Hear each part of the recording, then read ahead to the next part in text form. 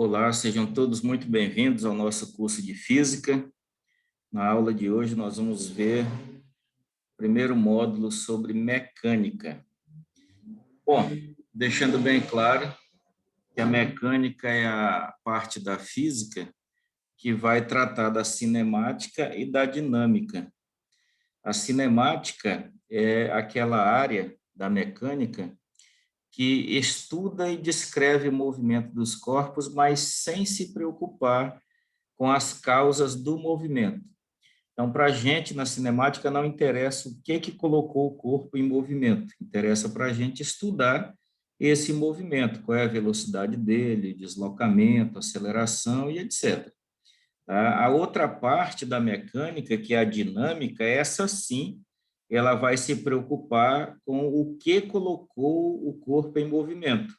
Aí é onde nós vamos estudar sobre a força, sobre as três leis de Isaac Newton, né, o pai da física, e o nosso grande físico da história da humanidade. Mas a nossa aula de hoje nós vamos tratar apenas da cinemática, que, repetindo, é a parte da mecânica que vai estudar o movimento dos corpos, esquecendo as forças que colocam ele em movimento. As forças e o que coloca o corpo em movimento, nós vamos estudar um pouco mais para frente, quando a gente for tratar dessa outra parte do nosso estudo da mecânica, que é a dinâmica. Bom, vamos ver alguns conceitos básicos, então, da cinemática nessa primeira aula, para na aula seguinte a gente entrar em alguns conceitos mais específicos, mais aprofundados e também fazer alguns exercícios e entender um pouco da questão da aplicação das fórmulas da cinemática. Bom, vamos lá. Os conceitos fundamentais da cinemática são o referencial. O referencial é o ponto que determina se um objeto está em movimento ou repouso. O referencial é muito importante na cinemática. Daqui a pouco eu vou falar um pouco mais sobre ele, para que vocês entendam a sua importância. Bom, outro conceito da cinemática é o movimento. O que é o movimento? É a mudança de posição de um determinado objeto para se aproximar ou afastar do referencial. Por isso que o referencial ele é importante. Eu só consigo dizer se um objeto está em movimento ou não se eu souber qual é o referencial. Outro conceito é o repouso, quando a posição de um objeto não se altera em relação ao dado referencial. A trajetória também é um dos conceitos básicos, né, fundamentais da cinemática, que seria a linha que determina as diversas posições do objeto no decorrer do tempo. É como se você imaginasse hoje o GPS de um carro, quando ele faz aquele traçado da trajetória, aquilo ali é exatamente aonde o objeto vai passar ao longo do tempo. Então, se a gente conseguisse plotar aquilo ali, a gente teria ali a trajetória.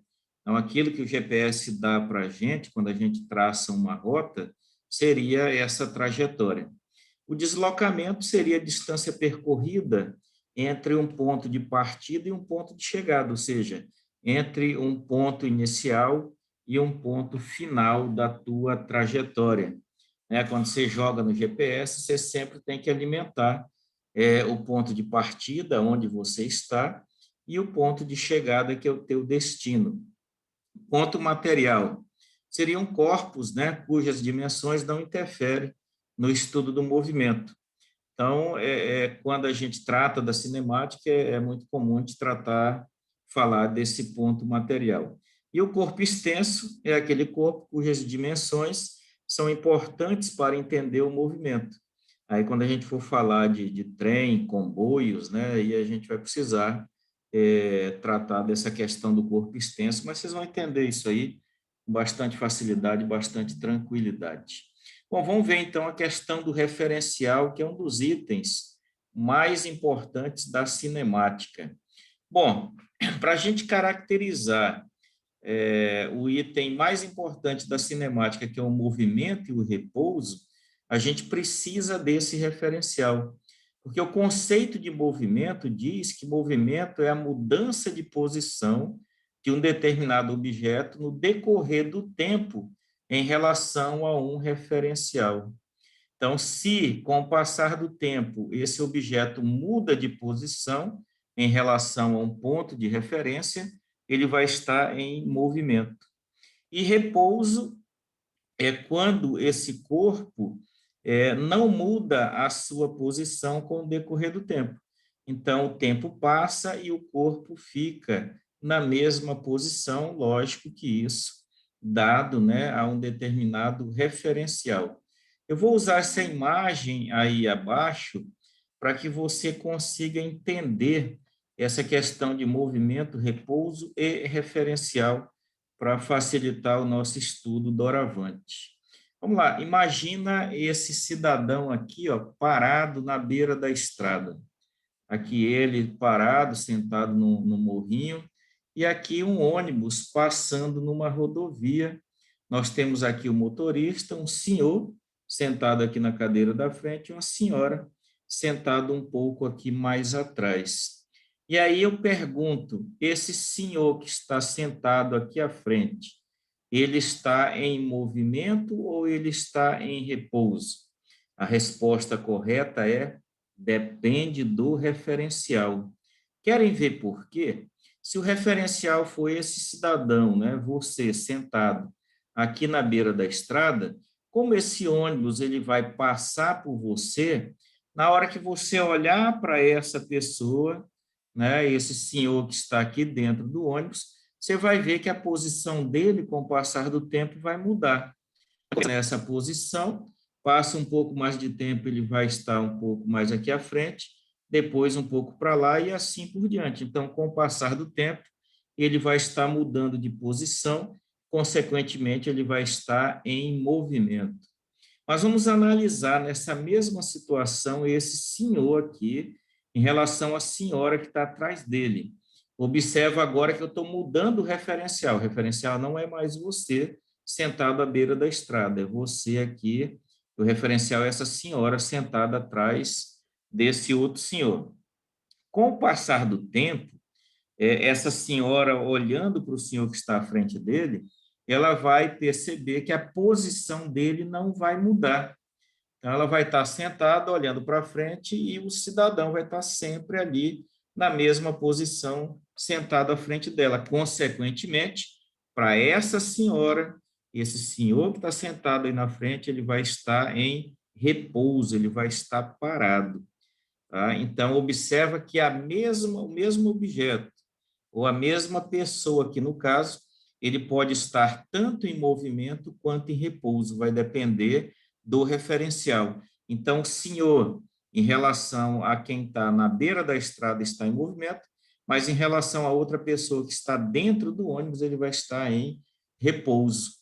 Tá? Ele só entraria em movimento para essa senhora aqui se ele começasse a andar dentro do ônibus. Caso contrário, do jeito que ele está aqui sentado, ele vai estar em repouso, tal qual o motorista, tal qual o ônibus também. Se a gente imaginar o carro aqui, o ônibus, em relação a alguém que está dentro do ônibus, esse ônibus vai estar sempre em repouso, porque sempre que ele olhar para o ônibus vai estar na mesma posição, mas para alguém que está fora do ônibus, o ônibus vai estar em movimento. A gente pode estender esse conceito, essa brincadeira, um pouco mais além ainda. Se a gente pegar aqui um outro parâmetro, vamos imaginar aqui, por exemplo, o movimento de rotação da Terra. Se a gente pegar alguém fora da Terra, olhando para a Terra, mesmo aquele cidadão sentado lá na beira da estrada, ele estaria em movimento, né? A gente enxergaria ele em algum ponto aqui do planeta girando da forma que a gente está vendo aqui na imagem.